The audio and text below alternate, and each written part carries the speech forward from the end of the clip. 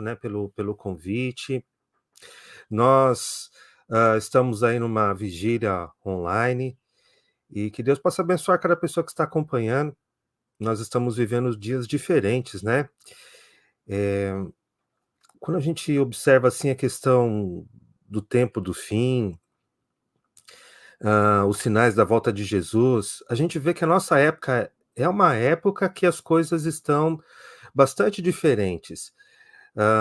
Vários problemas climáticos acontecendo ao redor do planeta, e tudo que acontece, a gente olha assim, eles falando, né? É o pior da história. Enchente no Rio Grande do Sul foi a pior da história. Queimada no Pantanal é a pior da história. Seca na Amazônia é a pior da história.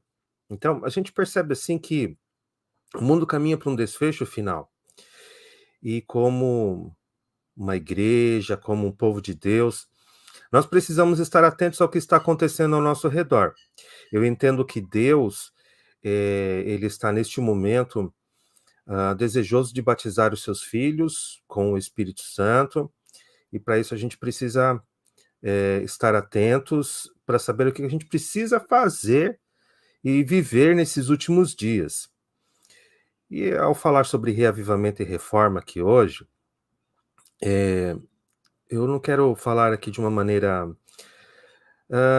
que sempre as pessoas abordam assim, às vezes com lista de regras, olha, você tem que fazer isso, isso, isso, aquilo, ou só de uma maneira assim de você buscar sem saber como, né? Eu gosto de falar de uma maneira prática, como eu posso estar reavivado e como eu posso praticar uma reforma na minha vida, de maneira que as coisas aconteçam de fato do jeito que Deus espera que aconteça na minha vida. Eu gostaria de usar um texto aqui muito importante do apóstolo Paulo. O apóstolo Paulo ele fala acerca do cristianismo e de como nós podemos viver de fato o cristianismo, como nós podemos estar reavivados e esse reavivamento causar uma reforma verdadeira na minha vida.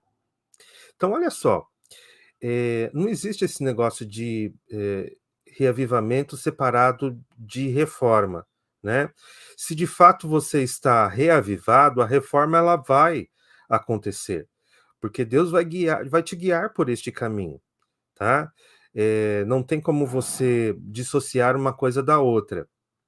Então eu gostaria primeiramente de convidá-los a abrir a Bíblia lá em Romanos, no capítulo 7. Vamos abrir a Bíblia aí, Romanos capítulo 7. O apóstolo Paulo fala aqui de algo muito falado por Jesus nos dias que ele esteve aqui neste mundo, né, nas lições que ele deixou para nós.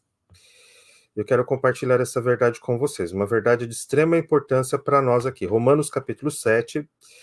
Eu quero começar lendo o verso 14. Vamos aqui, Romanos capítulo 7, verso 14. Aqui. Vamos ler juntos aqui. O texto diz o seguinte: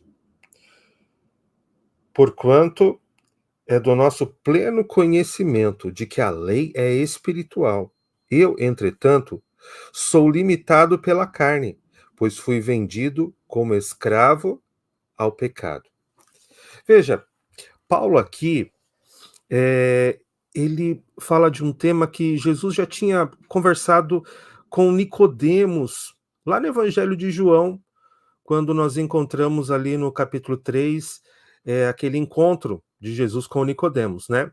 Paulo está dizendo o seguinte aqui, olha, a lei ela é espiritual. Eu, todavia, sou carnal, vendido à escravidão do pecado. Lembra daquela conversa de Jesus com Nicodemos? Jesus falou assim para Nicodemos: olha, Nicodemos, para você entrar no reino de Deus, você precisa nascer de novo. De que maneira nascer de novo?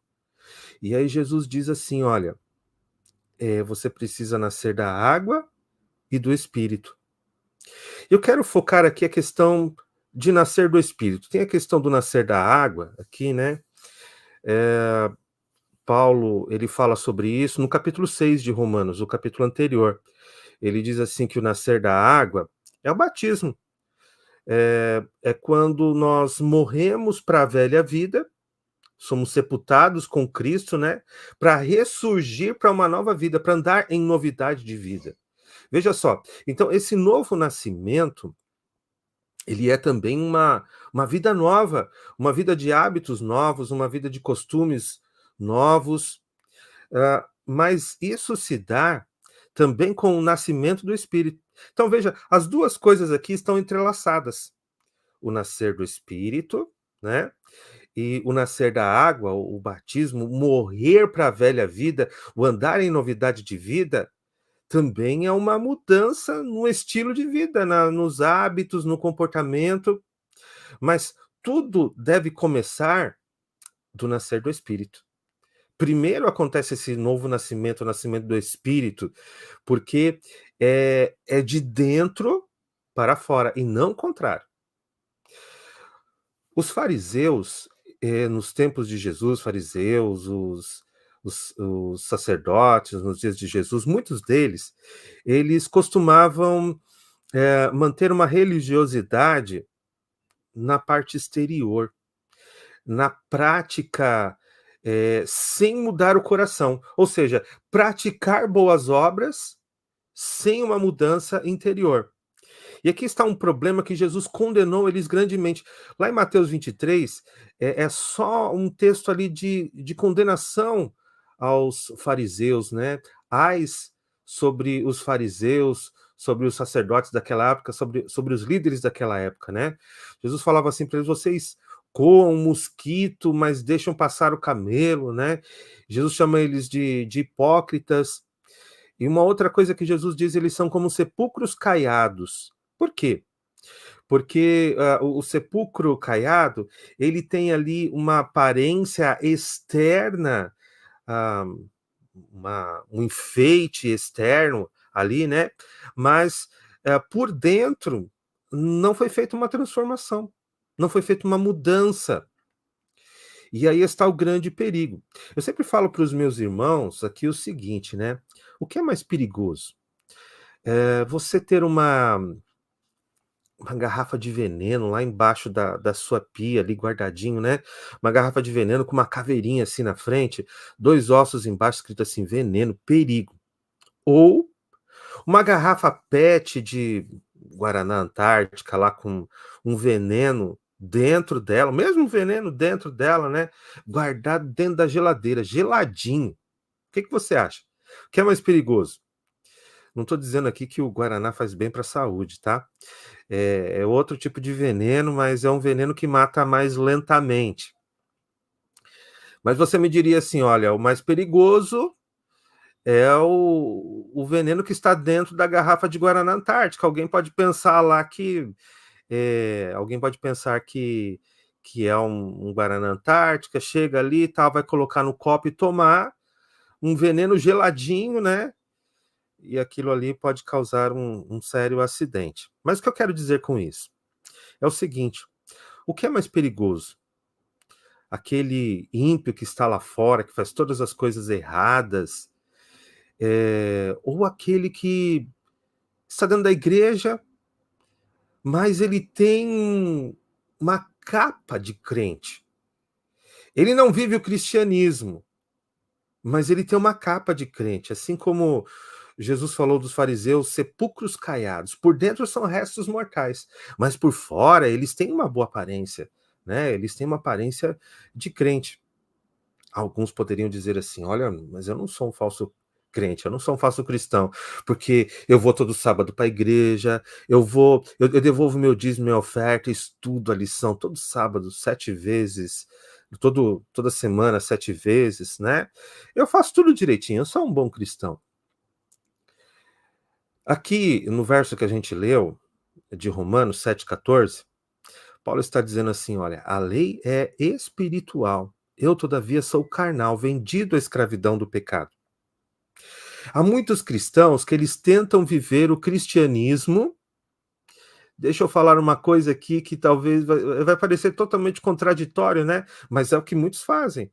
Viver um cristianismo sem Cristo, né? Como é que pode ser um cristão sem Cristo?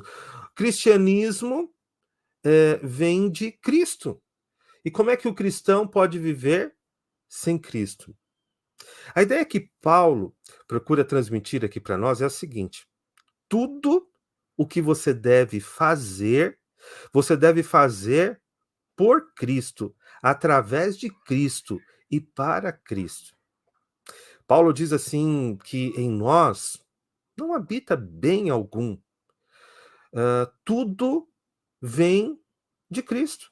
É tudo por intermédio dele, tudo acontece por intermédio dele. Então, o seu reavivamento vai acontecer por intermédio de Cristo. A sua reforma vai acontecer por intermédio de Cristo.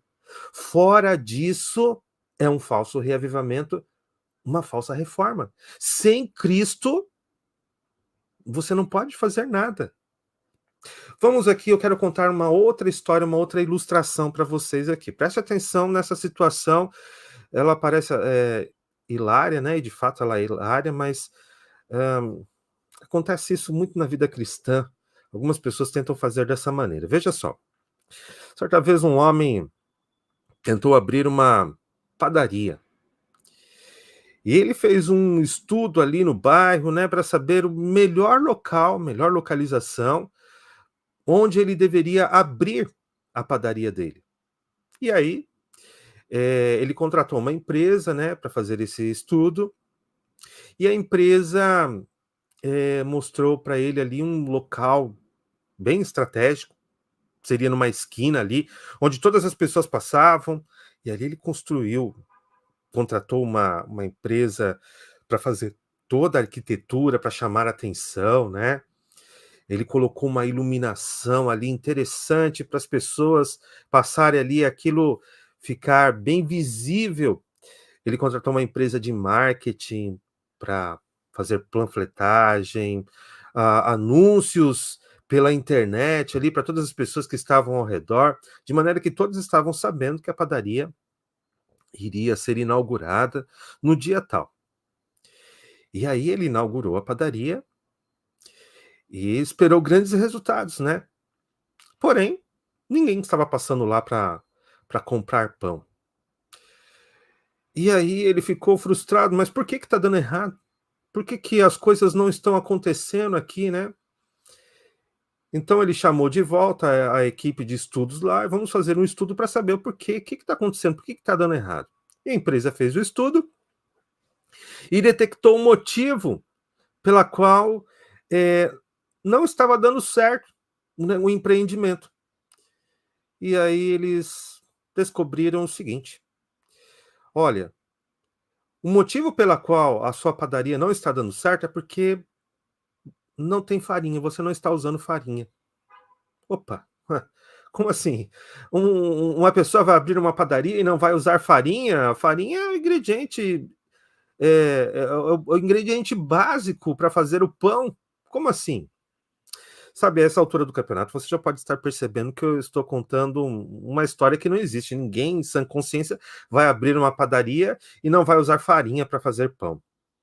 Mas o que eu quero ilustrar aqui é o seguinte: tem muitos cristãos fazendo a mesma coisa de uma maneira diferente. Ou seja, eles estão tentando ser cristãos sem Cristo. Como assim ser cristãos sem Cristo? Existem muitos cristãos da lista de regras. Eles fazem ali a sua lista de regras, né? Olha, eu tenho que deixar isso, eu tenho que deixar aquilo, eu tenho que parar de fazer aquilo outro e tal. Mas eles não estão fazendo pelo caminho certo, com Cristo. Lá em João 14, verso 6, melhor dizendo, Jesus diz assim, ó: eu sou o caminho, a verdade e a vida. Ninguém vem ao Pai senão por mim. Isso é uma coisa básica, mas que as pessoas, muitas vezes, elas passam por cima, ficam anos e anos na igreja, e elas passam isso por alto. Né? Elas não vivem o cristianismo, um relacionamento vital com Cristo. No capítulo seguinte de João, no capítulo 15, está falando ali de Jesus como a videira verdadeira, né? E nós somos os ramos. Estando ligados a Cristo, nós vamos produzir os frutos. Deixa eu te falar uma coisa agora aqui. Olha só que interessante. Ligação com Jesus é o nascer do Espírito. É através de Cristo que você vai receber o Espírito Santo. Lembre-se, quando Jesus morreu, né, e ressuscitou, antes de ele ascender ao céu, ele disse assim para os discípulos: convém que eu vá, porque se eu não for, o Pai não vai enviar para vocês o Consolador. Agora, se eu for, ele vai enviar para vocês o Consolador, o Espírito Santo. Então, aquilo que Jesus conquistou para nós é o Espírito Santo. Através do Espírito Santo viriam todos os dons juntos. Ou seja, o fruto do Espírito. Paulo falou sobre o fruto do Espírito. Qual é o fruto do Espírito? Né? Amor, paz, bondade, longanimidade, domínio próprio. Veja, todas as coisas da reforma são os frutos do Espírito. Então, veja só, se você não nascer do Espírito, se você não estiver conectado à videira que é Jesus, os frutos não vão vir. E caso você esteja produzindo alguma coisa que não é como consequência dessa ligação com Jesus, isso é pecado.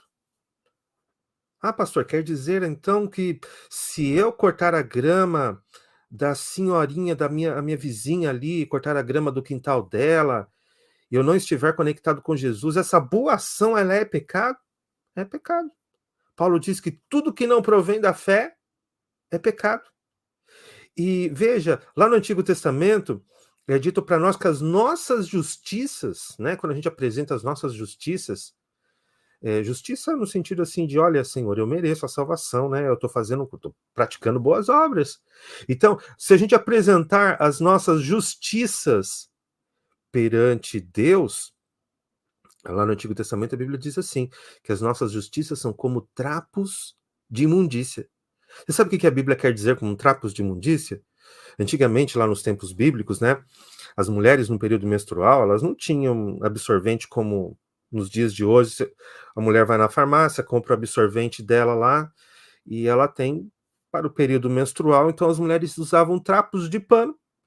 Eram os seus trapos de imundícia depois do período menstrual. Para que serve isso? Para que serve um trapo de imundícia, né? Para que serve um absorvente depois que a mulher utilizou no seu período menstrual?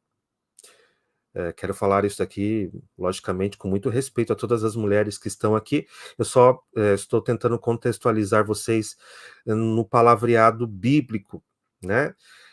Então, vejam só, as nossas justiças, elas não servem diante de Deus como algo que vai nos prover salvação. Então, toda a nossa justiça deve vir de Cristo. Cristo é a justiça.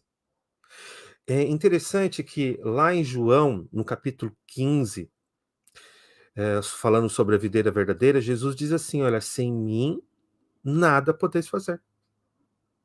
É interessante. Sem mim nada podeis fazer. E o apóstolo Paulo, em contrapartida, ele diz assim, olha, tudo posso naquele que me fortalece. Esse é um assunto de tudo ou nada. Em Cristo, você pode tudo. Sem Cristo, você não pode nada. Jesus disse, eu sou o caminho, a verdade e a vida. Ninguém, veja só, ninguém vem ao Pai senão através de mim. Essa era a pregação dos apóstolos. Os apóstolos diziam assim, ó, abaixo deste sol não há nenhum outro nome que importa sejamos salvos. É somente através de Cristo. Essa verdade básica, nós temos que vivê-la. E a salvação não tem um outro segredo além deste. Você conectado com Cristo, Jesus diz assim, ó, conectados à videira, os frutos virão.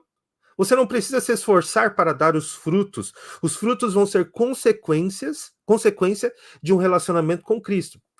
Claro que isso não quer dizer que você não precisa fazer nenhum esforço. O seu primeiro esforço está em se conectar com Cristo. buscá-lo diariamente, manter um relacionamento com ele. No dia a dia, tudo aquilo que você for fazer em prol de Cristo deve ser por intermédio dele. Você ora pela manhã, você pede a Deus: Senhor, dá-me o Espírito Santo. Quero procurar pessoas para falar do teu amor. Quero ser bom para com as pessoas. Quero ajudar as pessoas. Coloca em mim o teu Espírito Santo. Perdoa os meus pecados. Coloca sobre mim a tua graça. E tudo que eu fizer, seja por intermédio de ti. Vá praticar as suas boas obras. Essas boas obras, elas vão ser aceitas diante de Deus, porque elas vão estar cobertas com o manto da graça de Cristo. Veja, quando Paulo está falando dos frutos do Espírito, lá em Gálatas, no capítulo 5, ele fala também a mesma coisa que ele está falando aqui em Romanos 7, né? Ele está falando justamente sobre você não viver na carne, mas você viver no Espírito. Agora vamos entender este palavreado bíblico aqui, que é viver o que é viver na carne e o que é viver no Espírito. O que Paulo está querendo dizer exatamente sobre viver na carne e sobre viver no Espírito? O que Jesus quis dizer para Nicodemos quando ele disse assim: olha, aquele que é nascido da carne é carne, aquele que é nascido do Espírito é Espírito. Veja só, todos nós nascemos neste mundo aqui por intermédio de uma mãe. Todo mundo tem uma mãe, mesmo que você não conheça a sua mãe, você nasceu de uma. E se você nasceu de uma mãe, você é nascido da carne. De Adão, nós herdamos a natureza carnal. Depois que Adão pecou, os nossos primeiros pais são Adão e Eva, todos nós viemos do primeiro casal, todos nós temos esta linhagem, é a linhagem humana, e depois do pecado, depois que eles pecaram, eles entregaram para nós essa natureza carnal. Então, a partir deste ponto de vista, todos nós necessitamos da graça de Jesus. Todos nós necessitamos da salvação. Não há nenhum ser humano neste mundo que não precise de salvação, a não ser Jesus, que nasceu de maneira sobrenatural. Ele foi como o primeiro Adão antes da queda, né? No sentido de que ele não tinha propensões ao pecado, porque se tivesse, ele também iria precisar de um Salvador, mas ele veio como o primeiro Adão, antes da queda, sem propensões ao pecado, e desta maneira ele pôde ser o nosso Salvador, o Cordeiro que tira o pecado do mundo, o Cordeiro sem mácula. Ele carregou sobre si os nossos pecados.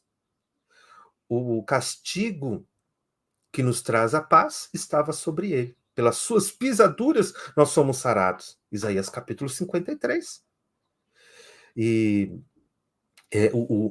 a cruz, né, o sacrifício de Jesus é que traz sobre nós a salvação. E através deste sacrifício, eu aceitar este sacrifício, eu posso nascer do Espírito.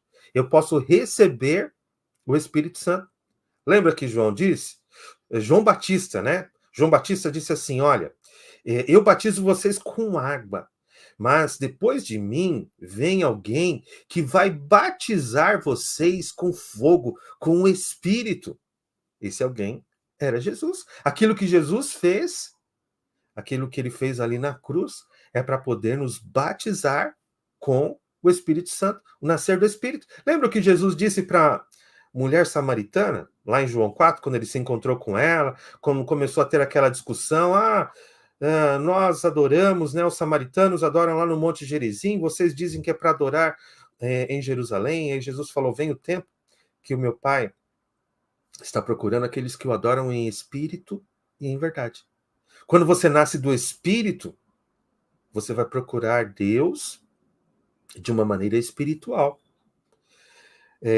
Como eu encontro de uma maneira prática, então, como eu posso nascer do Espírito, como eu encontro a Deus, né? Como eu acesso o Espírito Santo. O próprio apóstolo Paulo, ele explica isso. Lá em Hebreus, Paulo, ele fala assim que, ele dá uma definição de fé, ele fala assim, ó, fé é a certeza das coisas que nós não podemos ver. E ele diz mais, que aquele que procura Deus, aquele que se aproxima de Deus, né, deve crer também que ele existe e que ele é galardoador, ou seja, ele recompensa as pessoas que ele busca, as pessoas que estão buscando. E todo aquele que invocar o nome do Senhor será salvo. Então veja só, deixa eu explicar para vocês algo da religião cristã que difere de outras religiões. Jesus ensinou isso, Deus ensinou isso, né, para o povo de Israel, já nos mandamentos ali. Jesus disse assim: não farás para ti imagem de escultura, nem semelhança alguma do que é embaixo no céu ou na terra. Em outras palavras, a nossa religião é buscar um Deus que nós não podemos ver. O povo pagão, antigo, dos tempos bíblicos, e até mesmo hoje, né? Eles buscam Deus que eles podem ver, por isso eles fazem imagens de escultura. Mas Deus proibiu nós fazermos imagem de escultura. Quando nós buscamos Deus, existe um elemento essencial na nossa religião chamada fé. A fé é a certeza das coisas que nós não podemos ver. Ou seja, quando você busca Deus, você deve crer que Ele existe. Mesmo que você não esteja vendo Ele, mesmo que você não esteja ouvindo Ele, você deve crer que Ele está ali, que Ele está ouvindo a sua oração. Deus é espírito. E importa que aqueles que o adorem, o adorem em espírito e em verdade. Você vai buscar um Deus que você não está vendo, mas você deve crer que ele está ali e que ele vai te batizar com o Espírito Santo. Paulo fala assim que nós não somos salvos pela lei, né? Mas nós somos salvos pela graça. Veja só, nós somos salvos pela graça para a prática das boas obras, a qual Cristo nos preparou de antemão para que nós andássemos nela. Veja só, então, a graça te salva, você recebe o Espírito Santo, e uma consequência disso vai ser a prática das boas obras. Veja, você é reavivado através do Espírito Santo. Em Cristo Jesus, né, você recebe o Espírito Santo, você aceita Jesus, você recebe o Espírito Santo, e o fruto do Espírito, ou seja, a consequência disso, vai ser aquilo que Paulo fala lá em Gálatas capítulo 5, que é justamente a reforma, a mudança de vida que você vai precisar. Vamos agora voltar ao texto lá de Romanos 7, né? Eu falei aqui várias coisas, a gente fez uma viagem aqui pela Bíblia, de uma maneira que a gente pudesse compreender este assunto de uma maneira bíblica, né? E agora eu quero discorrer com vocês aqui a partir do verso 15, a gente leu o verso 14, né? Veja, a lei é espiritual. Eu, todavia, sou carnal. Como eu, sendo carnal, vou conseguir guardar uma lei que é espiritual? Não, você não consegue. Para você guardar uma lei espiritual, você precisa também ser espiritual. E Paulo, ele expressa essa verdade aqui nos capítulos 7 e 8 de Romanos. Não esquece esses capítulos. Eu queria, agora, os minutos que me restam, eu quero me deter aqui no capítulo 7 e 8 de Romanos. Você vai ver o segredo, então, para a gente ser batizado com o Espírito Santo aqui. Como eu venço as minhas paixões carnais, como eu vou poder, de fato, ser reavivado e vou ter uma reforma em minha vida aí. Veja só, Romanos capítulo 7, verso 15, né? Vamos aqui a Romanos capítulo 7, verso 15, diz assim, ó: pois não compreendo o meu próprio modo de agir, porquanto o que quero, isso não pratico. Entretanto, o que detesto, isso me entrego a fazer. Olha que interessante. Paulo está dizendo assim, olha, aquilo que eu não quero fazer, eu faço. E aquilo que eu quero, veja só, o que eu não quero fazer, eu faço. E aquilo que eu quero fazer, eu acabo não fazendo. Por quê? Qual é o problema? O que está acontecendo dentro de mim para que essas coisas possam acontecer? Vamos lá, verso 16. Ora, e se faço o que não desejo, tenho que admitir que a lei é boa. Nesse sentido, não, não sou mais eu quem determina o meu agir, mas sim o pecado que habita em mim. Porque sei que na minha pessoa, isto é, na minha carne, não reside bem algum, porquanto o desejar o bem está presente em meu coração. Contudo, não consigo realizá-lo. Veja só, o desejo de fazer o bem, Paulo está dizendo aqui, está em mim. Eu imagino que você já passou por essa situação. Você quer fazer o bem. E você já prometeu para Deus que você não ia mais cometer aquele pecado e você cometeu. Fala a verdade. Isso já aconteceu com você? Já aconteceu comigo. Eu imagino que já aconteceu com você, porque todos nós somos seres humanos e estamos inseridos dentro da mesma realidade. A gente pede perdão para Deus, fala assim, Senhor, eu prometo que eu não vou fazer mais isso. E aí você vai lá e faz a mesma coisa. Paulo está dizendo aqui, olha, na minha carne, em mim, não habita bem nenhum. Jesus falou assim, ó, bem-aventurados os pobres ou os humildes de espírito, né? Porque, veja só, por que Jesus disse isso? É no sentido de que eles reconhecem que não tem bem algum dentro deles. Eles vão buscar fora de si. Eles vão buscar em Cristo este bem. Reconheça. A primeira coisa que você tem que fazer para ser salvo é reconhecer que você é um pecador, que você nasceu na carne. Somente reconheça isso. Você não pode mudar o seu comportamento de maneira aceitável diante de Deus por você mesmo. Você precisa de Cristo. Você precisa do Salvador. Ninguém vem ao Pai, senão por intermédio de mim. Vamos seguir aqui, olha. Verso 19. Pois o que pratico não é o bem que almejo, mas o mal que não quero realizar. Esse eu sigo praticando. Ora, se faço o que não quero, já não sou eu quem o realiza, mas o pecado que reside em mim. Veja, isso aqui é um problema nosso que a gente tem que admitir e a gente precisa entender. O pecado habita em nós. Nós temos a presença do pecado ainda em nossa vida. Aqui é um problema que muitos perfeccionistas, né, eles, eles tropeçam nessa questão. Eles acham que a gente pode atingir um nível de impecabilidade, e aqui neste mundo nós não vamos atingir isso. Em que sentido? Lá em 1 Coríntios, no capítulo 15, a partir do verso 51, o próprio Paulo, ele está falando o seguinte, que quando Jesus voltar, ele nos revestirá de duas coisas. Primeiro, de imortalidade, porque no nosso corpo aqui, nós somos mortais, nosso corpo é mortal. Diz Salomão, Eclesiastes 9, verso 5, né, que os vivos sabem que hão de morrer. Aqui essa é uma realidade no pecado. Ou seja, nós temos uma natureza carnal, um corpo carnal, e esse corpo é mortal. Quando Jesus voltar, aí sim, nós vamos ser revestidos de imortalidade. Mas Paulo diz uma segunda coisa.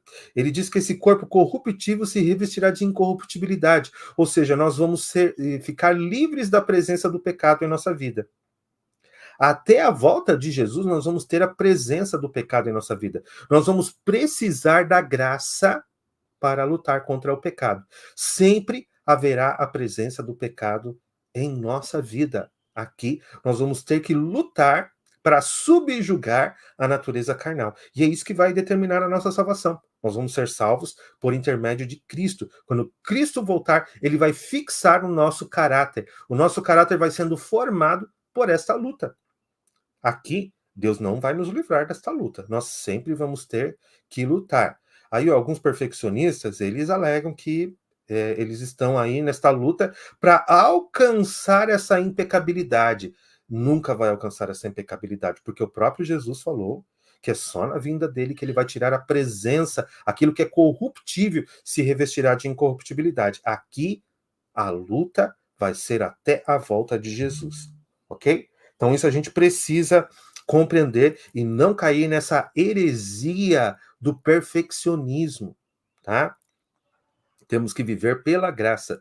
Paulo, ele diz assim, olha, o justo viverá pela fé. Viverá é uma ação contínua. É o estilo de vida do crente. Viverá pela fé. De fé em fé. É aquilo que Paulo diz. Aqui, até a volta de Jesus, o justo viverá pela fé. Tá bom? Vamos aqui, olha, verso 22. Pois no íntimo da minha alma tenho prazer na lei de Deus. Verso 23. Contudo, vejo uma outra lei agindo nos membros do meu corpo, guerreando contra a lei da minha razão, tornando-me prisioneiro da lei do pecado, que atua em todos os meus membros. Miserável ser humano que sou, quem me libertará deste corpo de morte? Veja só, Paulo está dizendo assim, olha, eu quero fazer o bem, mas a possibilidade de praticar o bem não está em mim. Eu quero, mas eu não consigo. Essa possibilidade de praticar o bem não está em mim. Quem me livrará deste corpo? Este corpo essa carne que não me deixa praticar o bem? E aí ele segue. Verso 25. Graças a Deus por Jesus Cristo nosso Senhor, de modo que eu mesmo, com a razão, sirvo a lei de Deus, mas com a carne, a lei do pecado. Aí veja só, ele diz assim, olha, com a razão, o meu desejo é praticar a lei de Deus, mas a minha carne não é isso, na minha carne não habita bem algum. Agora, ele está dizendo assim, graças a Deus em Cristo Jesus, né? É em Cristo Jesus que eu consigo resolver este problema. Mas como? Não pare no capítulo 7. A resposta está no capítulo 8. Vamos ao capítulo 8? Aqui no capítulo 8 está a solução para o nosso problema. Vamos aqui, ó. Romanos capítulo 8, verso 1. Me acompanhe na leitura. Portanto, agora não há nenhuma condenação para os que estão em Cristo Jesus. Porque a lei do Espírito da vida em Cristo Jesus te livrou da lei do pecado e da morte. Olha, presta atenção nesses dois versinhos aqui, o verso 1 e 2 de Romanos 8. Primeiro, já não há nenhuma condenação para aqueles que estão em Cristo Jesus. Lembra lá de João 15? Ligados, conectados com Cristo, conectados à videira. Se você está em Cristo, já não há nenhuma condenação para você. Deixa eu explicar uma coisa aqui que também é muito importante. Estar em Cristo não significa um assentimento intelectual, ou seja, você simplesmente dizer que aceitou Jesus como seu Salvador. Não é isso. É permanecer em Cristo. Jesus diz assim, ó, permanecei em mim. Se você permanecer em mim, os frutos virão. Então, permanecer é um estilo de vida. Ande com Cristo, esteja em Cristo, viva por Cristo, viva para Cristo, por intermédio dele. O justo viverá pela fé, disse Paulo. Se você estiver em Cristo, para aqueles que estão em Cristo, não há condenação nenhuma. Por quê? O verso 2 diz, a lei do Espírito te livra da lei do pecado. Veja, no capítulo 7, Paulo está falando da lei do pecado. O pecado habita em mim. E aí o querer, o fazer o bem está em mim, mas também está o mal, e aí eu não consigo fazer o mal mesmo desejando fazer. Eu não consigo fazer o bem mesmo desejando fazê-lo. Então qual é a solução? A lei do Espírito. E aqui entra a ação do Espírito Santo na sua vida. É o Espírito habitando no seu coração. É o Espírito Santo habitando em você. Através do Espírito Santo, você consegue obedecer. Através do Espírito Santo, você vai conseguir fazer a reforma que você precisa. Não é ao contrário. Algumas pessoas pensam que elas têm que praticar boas obras para receber o Espírito Santo. Não, você recebe o Espírito Santo para praticar as boas obras. Mas, pastor, a gente não vai ter que estar ali, num nível que a gente vai receber a chuva serôdia? Veja, lembre-se, para você receber a chuva serôdia, primeiro você tem que receber a temporã. É dia a dia, nessa comunhão com Jesus, é uma chuva mais branda. E aí, então, você vai receber a chuva serôdia no final. Por quê? Porque você já vem recebendo ali o Espírito Santo, você está conectado com Jesus. Ninguém vai receber a chuva serôdia sem ter uma conexão com Jesus prévia, uma comunhão com Jesus prévia. Então esteja em Cristo. Aqueles que estão, já não há mais nenhuma condenação para aqueles que estão em Cristo. Vamos seguir agora a partir do verso 3? Vamos ver. Ele amplia este assunto. Vamos lá.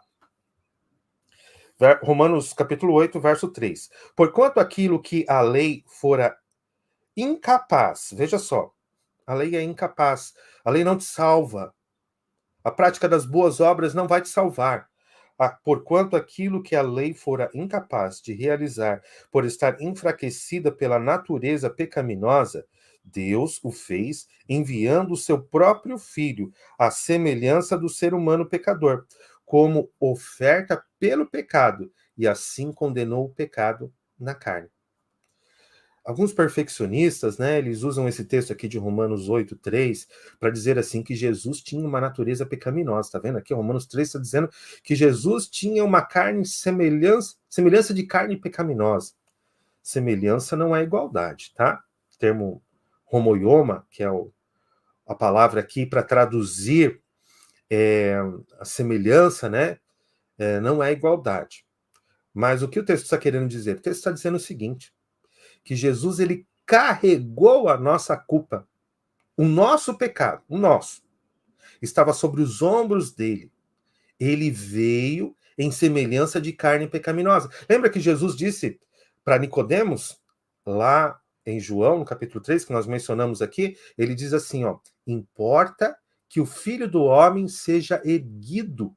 Assim como lá, como Moisés, né, ergueu a serpente no deserto, assim importa que o Filho do Homem seja erguido, e todo que olhar para ele será salvo. Então veja só,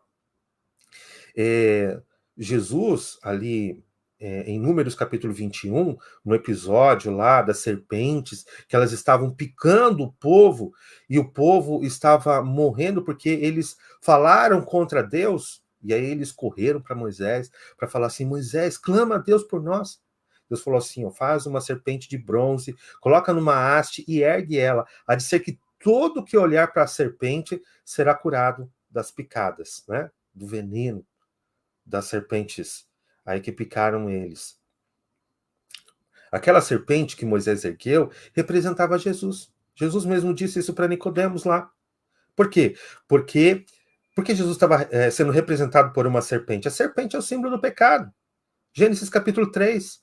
A serpente lá enganando a Eva, trazendo o pecado para o mundo. Jesus não tinha pecado, mas ele carregou sobre si o pecado. É nesse sentido. Então Jesus não tinha pecado, mas ele carregou o nosso pecado. Ele vem em semelhança de carne pecaminosa porque ele carregou os nossos pecados, mas ele não tinha pecado sobre si, ele não tinha uma natureza pecaminosa, era diferente da nossa. Tá bom? Vamos seguir agora aqui a partir do verso 4.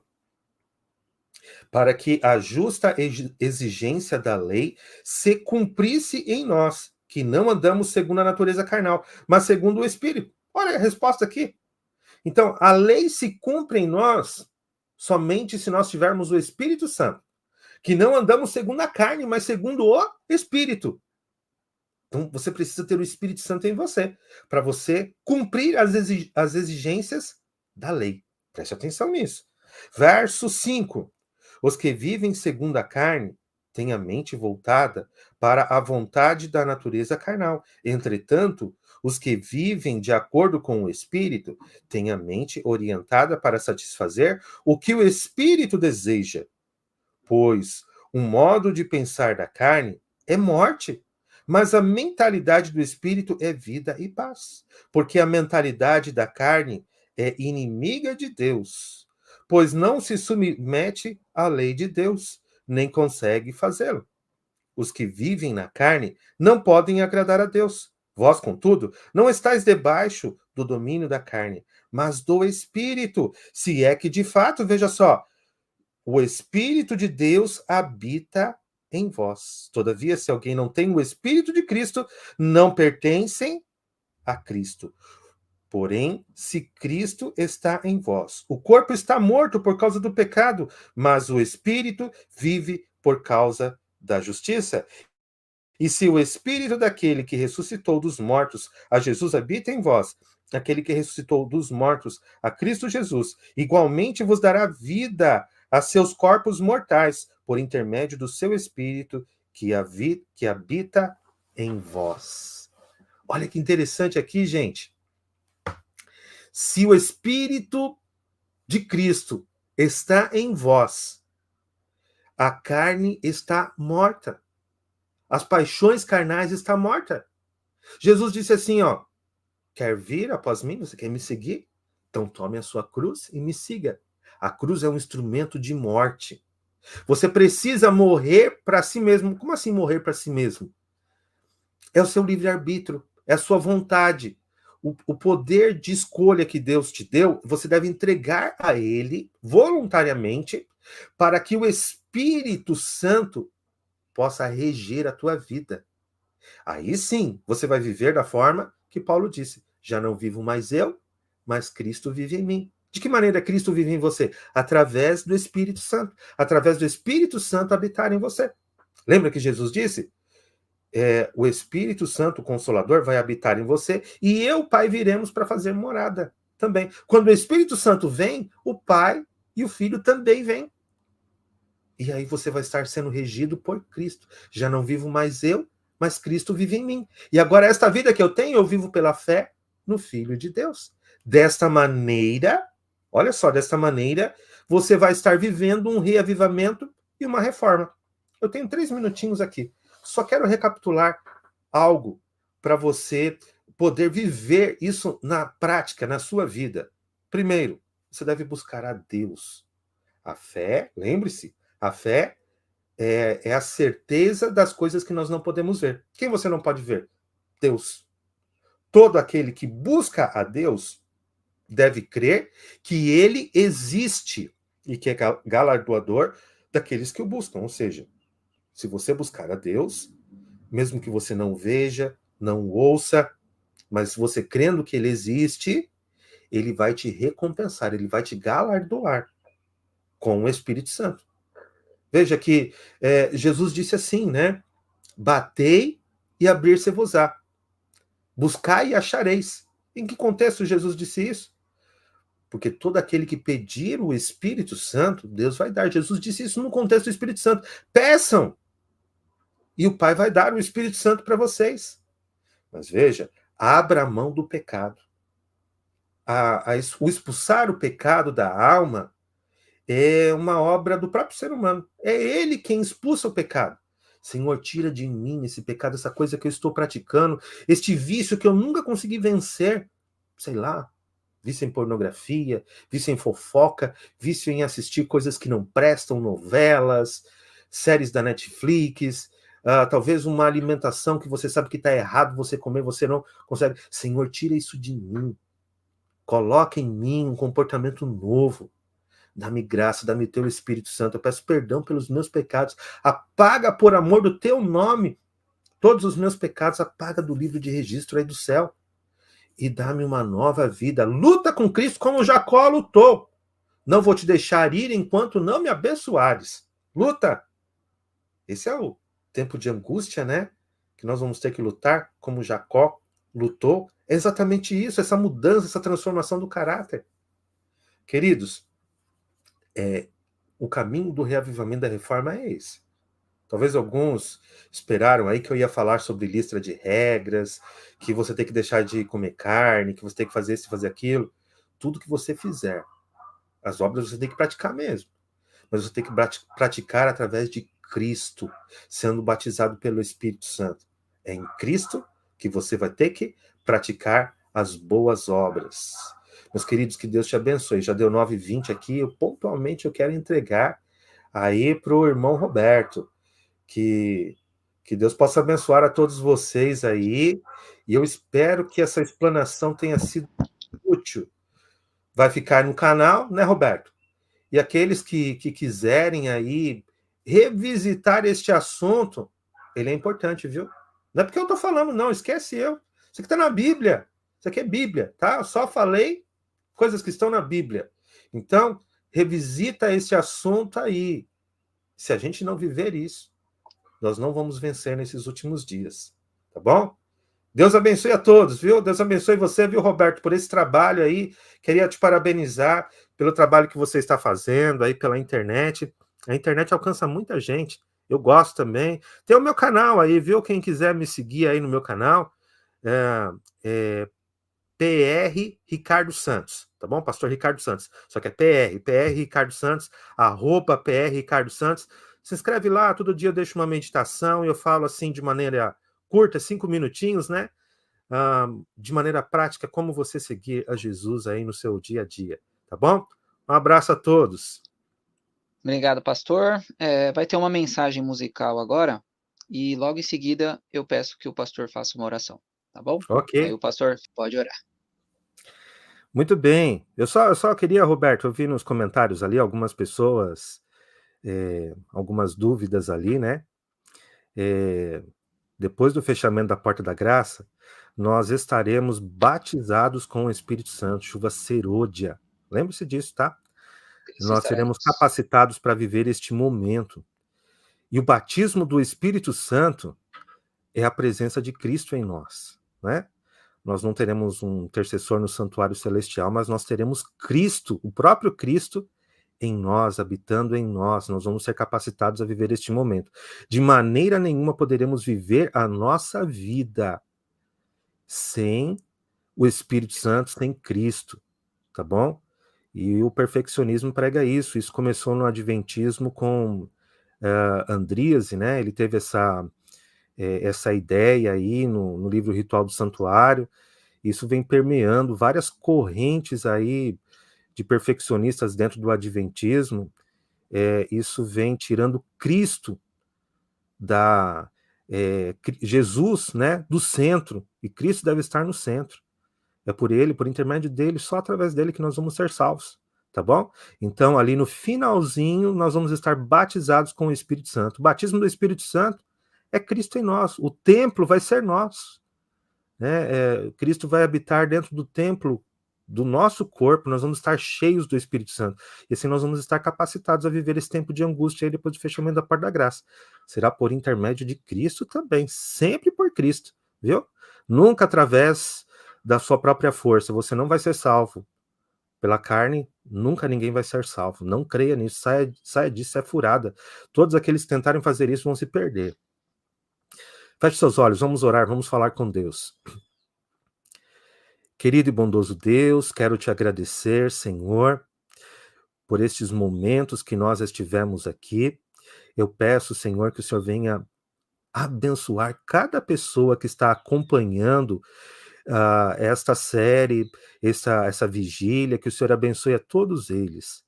Eu quero pedir que nos batize com teu Espírito Santo e nos leve através de teus caminhos por esses últimos dias. Eu te peço que Cristo possa pagar todos os nossos pecados e possa nos guardar em todos os seus caminhos. Eu te peço em nome de Jesus. Amém, Senhor Deus. Amém. Bom, um outro ponto que eu acho que não podemos deixar passar, e pelo tempo a gente não vai conseguir abordar todas as perguntas, então vou escolher aqui. Nós também temos uma questão que foi falada hoje de manhã pelo pastor Ricardo, né? Aonde teve alguns pontos ali que nós aqui como equipe não concordamos muito. E nós queremos trazer para vocês algumas bases fortes, mostrando sobre essa questão do perfeccionismo e a perfeição cristã. Infelizmente, hoje, meio que misturaram tudo, tá? É como se a perfeição cristã e o perfeccionismo aparentemente parecem a mesma coisa.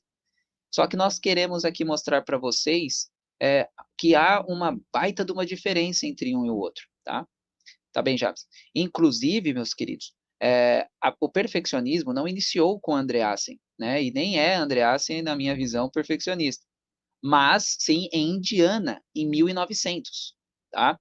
Vocês vão saber, isso está em Mensagens Escolhidas 2, se eu não me engano, o segundo capítulo, aonde ali eles faziam um verdadeiro perfeccionismo. Eles acreditavam, no caso, que Jesus veio com a natureza de Adão, e eles não conseguiriam obter essa natureza. Então eles exigiam, né, que Deus desse a carne santa, ou seja, a carne do Getsemane.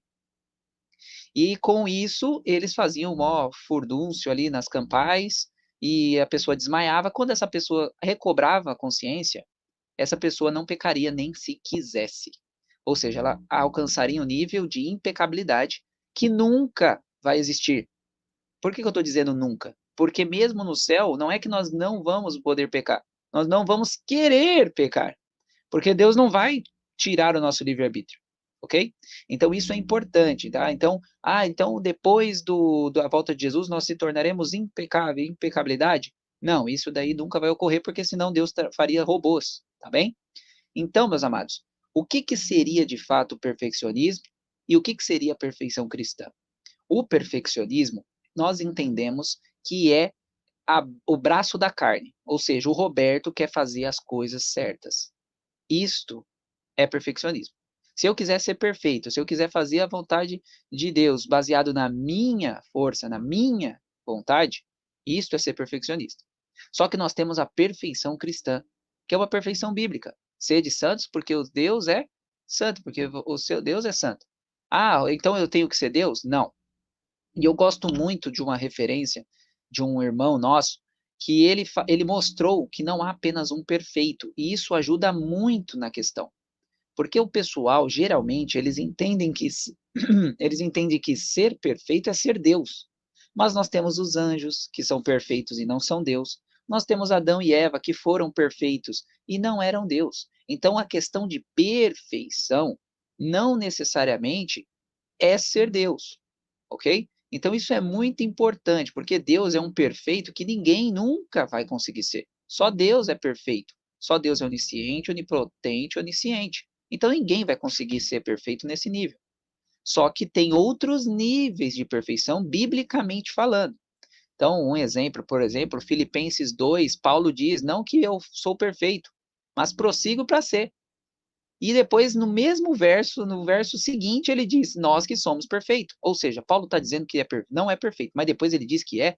Que coisa é essa?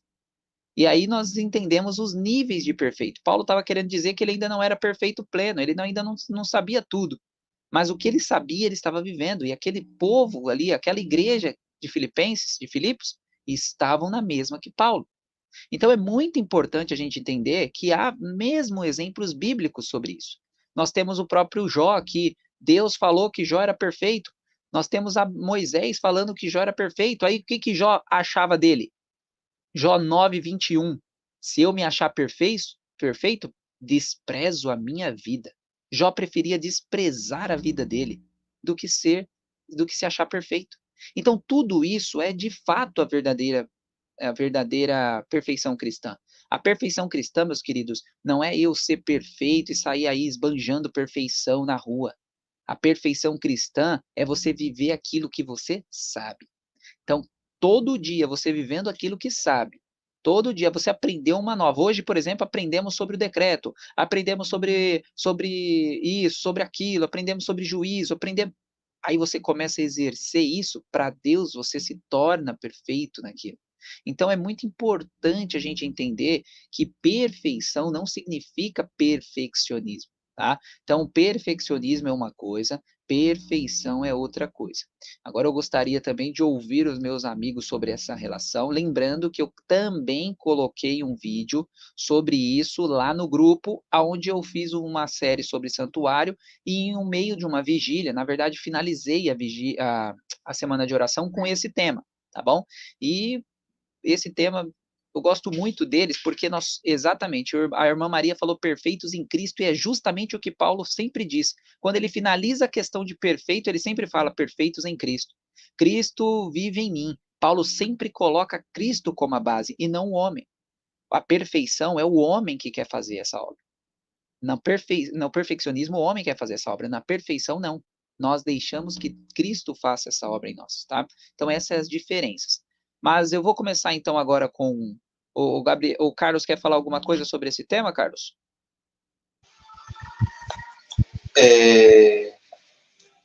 É um tema que as pessoas têm dificuldade de entender, né? No tempo que houve a questão do perfeccionismo, as pessoas foram exatamente para esse extremo de querer ter a carne santa. E aí as pessoas muitas vezes associam a mesma teoria para o que a gente está pregando hoje.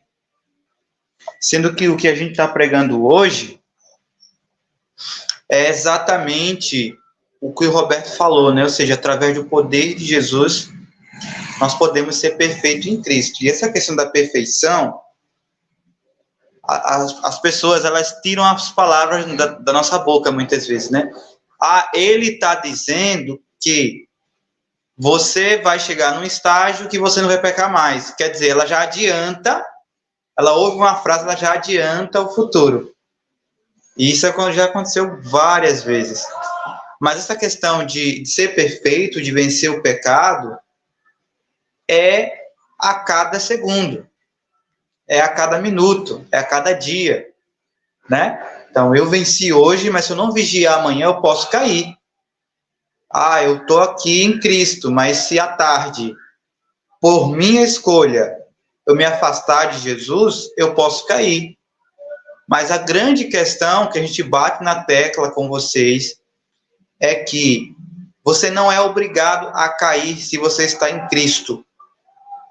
Você cai porque você escolhe cair. E a gente combate muito a questão o pecado é um acidente, é um escorregão. Uma hora ou outra você vai cair, mesmo que você não queira. As tendências se dominam e te obrigam a pecar. E vai acontecer isso até a volta de Jesus. Esse é o perigo, né? Então, quando a gente lidar com uma situação como essa, né, que tem um grupo falando que a gente tem que vencer o pecado, outro grupo falando que não, que a gente vai pecar até a volta de Jesus, a gente tem que ir a Cristo e buscar estudar por nós mesmos. Aqui foi até bom, Roberto, que o pessoal vai ter as duas versões, né? E aí vai poder, estudando ali, chegar à sua própria conclusão. Então, gente, não coloquemos limites no poder de Deus. Bom, através do poder de Deus, podemos ser perfeitos como Ele é perfeito, como o Roberto falou. Deus em sua esfera e nós na nossa. Podem continuar. Eu queria só aqui, ó, que eu gosto desse texto, é um dos textos que eu mais gosto na Bíblia, assim, foi o texto que me ajudou a entender esse assunto, tá? Judas 1:24 está falando de Jesus. E Judas diz que, ora, aquele que é poderoso, ou seja, Jesus é poderoso para impedir-vos de cair e para apresentar-vos sem defeito diante da presença da glória, de sua glória, ou seja, do Pai, com abundante alegria. Então, Jesus tem esse poder, não eu. O Roberto não tem poder nenhum. Nenhum de nós temos. Mas Jesus tem esse poder, não só de nos impedir de cair, mas de nos apresentar sem defeito. E isso é muito bonito. Na verdade, Roberto, é interessante aí que o verso poderia até, vamos colocar, né, numa ótica mais protestante, mais evangélica, né? Ora, aquele que é poderoso para vos apresentar sem defeito. Aí o evangélico ele vai colocar mais ou menos assim. Por quê? Porque você está escondido em Cristo, mesmo com seus pecados, mesmo com seus defeitos, você está ali escondido em Cristo. É só Cristo que está aparecendo e o Pai está vendo só Cristo. Ou seja, a imagem famosa, né, de Cristo cobrindo com uma veste limpa o pecador imundo. Sendo que a real imagem da justificação pela fé, Cristo limpa, lava o pecador e depois ele coloca uma veste. Então, a obra de purificação, a obra da justiça de Cristo, é uma obra de duas vias. Ela limpa e ela purifica. Agora, o texto coloca as duas. Apresentar sem defeito e impedir de cair. Não é só teórico, não é só uma limpeza teórica, é uma limpeza também que funciona na prática. Porque ao mesmo tempo que ele é apresentado, como diz a irmã White, que Cristo nos apresenta como se nunca tivéssemos pecado, porque ele perdoa os nossos pecados, mas ele também nos dá poder para o quê? Que diz o verso? Impedir de cair. É algo que também funciona na prática. E aí, como o nosso amigo Carlos disse muito bem, o momento que eu me distrair, me desligar, soltar a mão dele, aí eu caio. Então a culpa foi de quem? A culpa foi minha, não foi de Deus. Deus é poderoso, Jesus é poderoso para me impedir de cair. Eu caio se eu soltar a mão dele. E tem um texto que é o cuidado de Deus, e é um texto muito usado, né? E eu acho muito importante, porque aqui diz que, ó, não vos assenteis na poltrona de Satanás, dizendo que não adianta, que não podeis deixar de pecar, que não há em vós poder para vencer. Só que Ellen White complementa aqui dizendo que não há mesmo poder em vós. O quê? A chave é isso que o Jabes falou. Sem estar com a mão com Deus. Se eu sou largar Deus, não tem como mesmo. Mas aqui diz, ó, separados de Cristo, mas tende o privilégio de ter Cristo só de vez em quando? Permanentemente em vosso coração pela fé. E ele pode vencer o pecado em vós quando com ele eu coopero. E eu gosto dessa citação, porque essa citação é justamente aquilo que eu disse para vocês. Eu tive vários problemas na minha vida até chegar a entender essa verdade presente. E entendendo sobre isso, se eu não coopero com Deus, ó Senhor, eu não quero mais falar palavrão, eu estaria falando palavrão até hoje. Ah, Senhor, se eu não coopero com Deus, por exemplo, hoje eu não jogo mais videogames, eu parei de jogar qualquer tipo de videogame. Mas se eu tivesse um videogame em casa, eu nunca ia parar de jogar. Eu tive que cooperar com Deus, eu tive que dar fim no videogame. Eu tive que dar fim em uma série de coisas. Por quê? Porque isso é o cooperar. Agora, e o gosto por jogar? Aí é com Deus. Deus eliminou o gosto. Eu não jogo nada hoje. Mas por quê? Não é porque eu não gosto. Se fosse por mim, eu estaria jogando. Mas é porque Deus eliminou esse gosto e me deu outro gosto. É isso que funciona com tudo. Então, se você está aí na sua casa, olha, eu não consigo largar esse alimento. Ore a Deus. Não compre. Coopere com Ele, não compre. E pode ter certeza que Deus vai mudar esse gosto. Você vai perder o gosto por isso e Deus vai substituir por um gosto por coisas boas.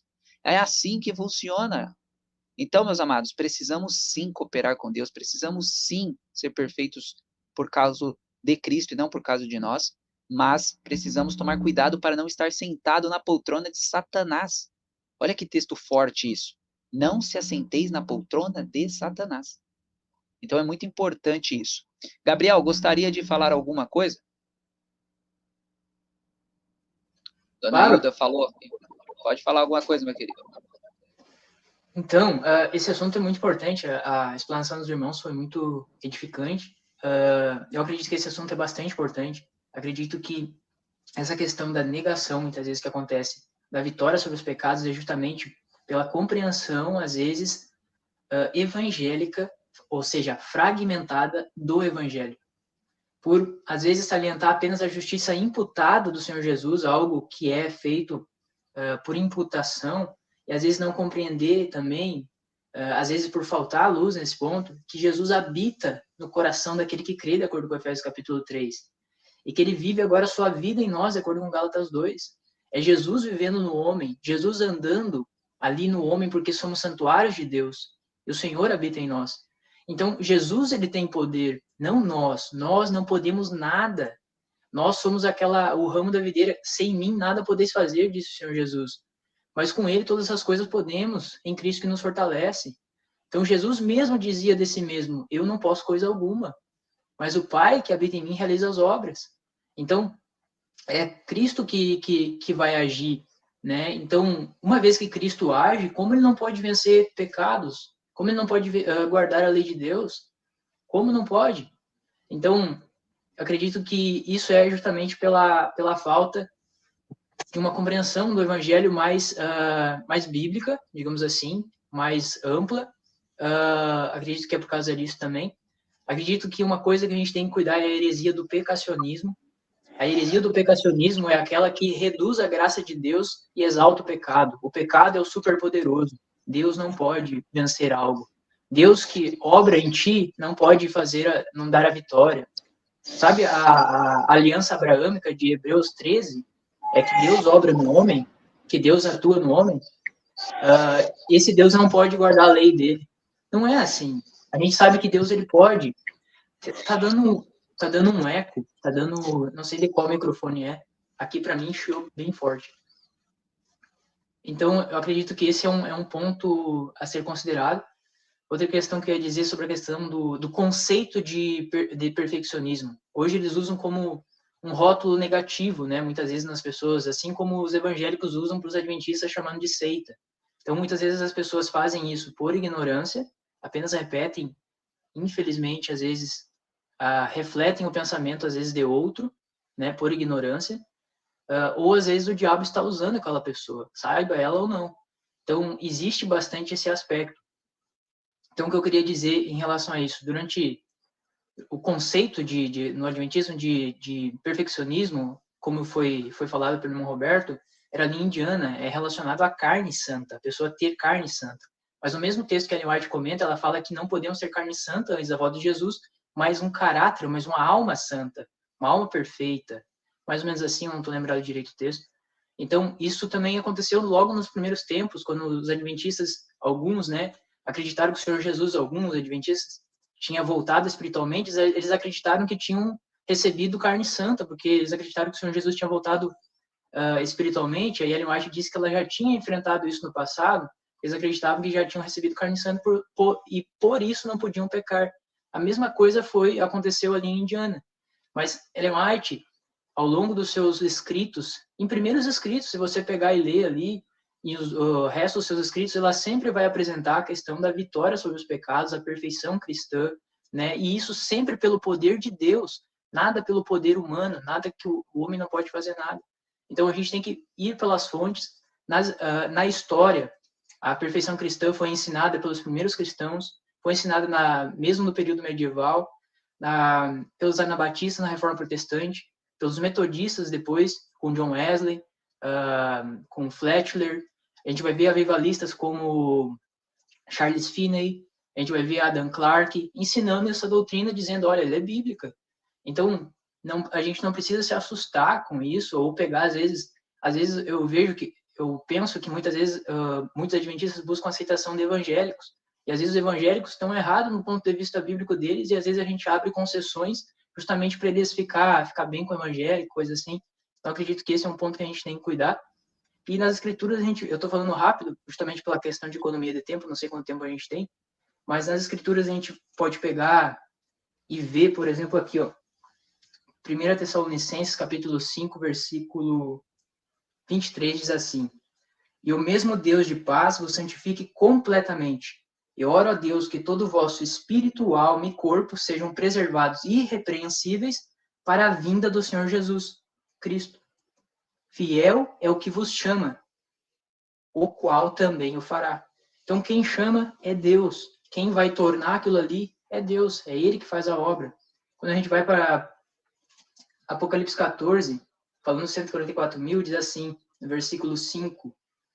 Deixa eu catar aqui. E não se achou-se mentira na sua boca, eles não têm mácula, não têm mácula. Então, esses são também outros que estarão irrepreensíveis, 144.000 transformados. Esses são os que guardam os mandamentos de Deus e têm a fé de Jesus. Guardar os mandamentos de Deus não é transgredi-lo.